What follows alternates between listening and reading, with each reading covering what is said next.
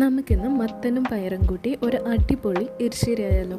അതിനായിട്ട് കുറച്ച് പയർ കഴുകിയിട്ട് കുക്കറിലിടാം. പിന്നെ അതുപോലെ ഒരു ചെറിയ മത്തനും ക്യൂബ്സായി അരിഞ്ഞതും കൂടി കുക്കറിലിടാം. പാകത്തിന് ഉപ്പും മഞ്ഞൾപ്പൊടിയും ഇട്ട് കൊടുത്ത് വെള്ളവും കൂടി ഒഴിച്ചൊരു 4 വിസിൽ വരുന്നത് വരെ വേവിക്കാം.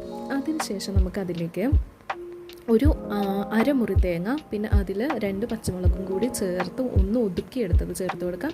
അതിനുശേഷം ബാക്കി അരമുറി തേങ്ങ ഒന്ന് വറുത്തിട്ട് അതിൽ ചേർത്ത് കൊടുക്കാം. വെള്ളം ഏകദേശം കുറുകി വരുന്ന സമയത്ത് ഫ്ലെയിം ഓഫ് ചെയ്താൽ നമ്മുടെ അടിപൊളി എരിശ്ശേരി റെഡി. ചാനൽ ഇഷ്ടമായ ഷെയർ ചെയ്യുക, ലൈക്ക് ചെയ്യുക, സബ്സ്ക്രൈബ്.